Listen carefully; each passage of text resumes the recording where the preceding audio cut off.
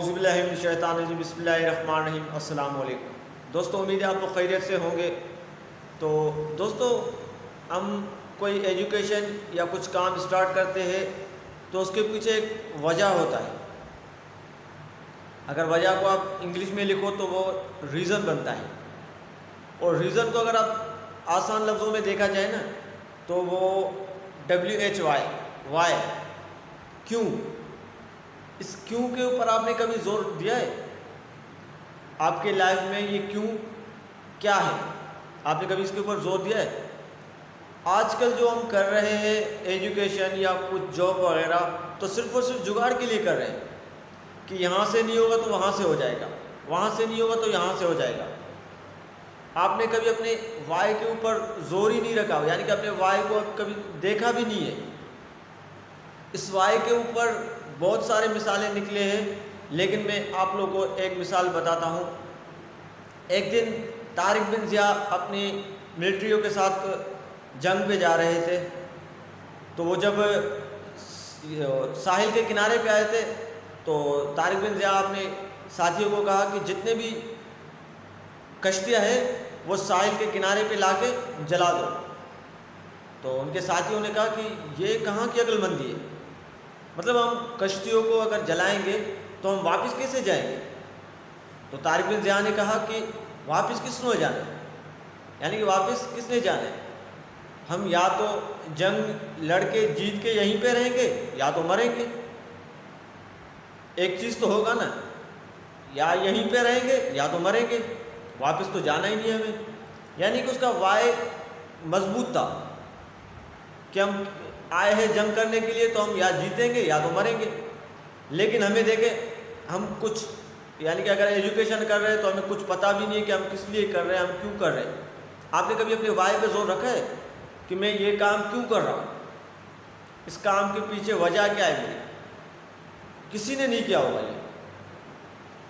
آپ دیکھیں، جو بڑے بڑے دانشور ہوتے ہیں نا، ایسے بھی ہے جو بڑے بڑے دانشور یعنی کہ بڑے بڑے پڑھے لکھے لوگ ہیں، آپ ان کے بھی بچے دیکھو تو وہ بھی پڑھے لکھے نہیں ہوں گے، یعنی کہ ان چیزوں میں انٹرسٹ نہیں ہوگا۔ کیوں؟ کیونکہ وہ بچہ کوئی اور چاہ رہا ہے اور اس کے جو پیرنٹس ہیں وہ کچھ اور چاہ رہے ہیں۔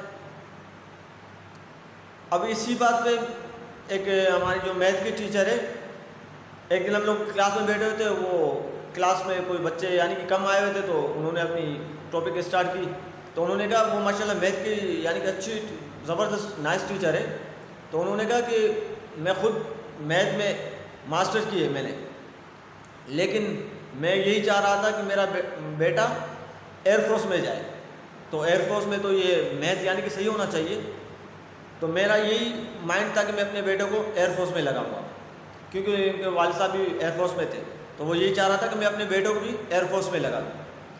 تو انہوں نے کہا کہ جب میرے بیٹے کے پیپر ہو رہے تھے لاسٹ سیمسٹر کے، ٹھیک ہے، ماسٹر کر رہا تھا، تو لاسٹ سیمسٹر کے جب پیپر ہو رہے تھے تو سب سبجیکٹ میں پاس ہو گیا، صرف اور صرف میتھ میں فیل ہو گیا۔ حالانکہ وہ خود میتھ کی ٹیچر ہے، لیکن ان کے اپنے بیٹے میتھ میں ہی فیل ہو گیا۔ تب میں نے اپنے بیٹے سے پوچھا کہ یہ ریزن کیا ہے، آپ میتھ میں کیوں فیل ہو گئے؟ یعنی کہ لوگ میرے سے پوچھیں گے تو میں کیا جواب دوں گا؟ تو انہوں نے کہا ہے کہ ابو، آپ تو مجھے زبردستی کہہ رہے تھے کہ میں آپ کو ایئر فورس میں لگاؤں گا، لیکن آپ نے میرے سے پوچھا ہی نہیں ہے کہ میں کس فیلڈ میں جانا چاہ رہا ہوں۔ یعنی کہ میرا جو مائنڈ بنا ہوا تھا میں کمپیوٹر میں جا رہا تھا، لیکن آپ نے کہا کہ نہیں میں آپ کو ایئر فورس میں لگاؤں گا۔ تو اس وجہ سے یعنی کہ اس لڑکے کا وہاں پہ مائنڈ نہیں تھا، اور وہاں پہ اس کا وائی جو وجہ یعنی کہ ریزن وہاں پہ اس سائڈ پہ نہیں تھا، اس کا مائنڈ ہی نہیں تھا۔ تو آپ لوگ سب سے پہلے اگر آپ ایجوکیشن حاصل کرتے ہو یا کچھ کام کرتے ہو تو سب سے پہلے اپنے وائی کو مضبوط رکھیں کہ میں یہ کام کر رہا ہوں تو اس کے پیچھے یہ وجہ ہے، یہ چیزیں دیکھنا چاہیے، تب جا کے آپ کا وہ کام پورا ہوگا۔ اگر آپ اپنے وائی کو مضبوط نہیں کرو گے تو یقین کرو آپ کو اگر وہ اسکل شربت کی طرح ملا کے آپ کو پلایا جائے نا، تب بھی آپ کے اندر وہ اسکل نہیں آئیں گے، کیونکہ آپ کی وائی مضبوط نہیں ہے، آپ نے اپنے وائی کی طرف دیکھا ہی نہیں ہے۔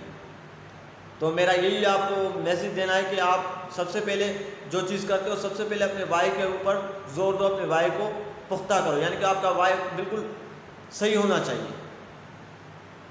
اس کے ساتھ ہی میں اپنی ویڈیو ختم کرنا چاہوں گا۔ السلام علیکم۔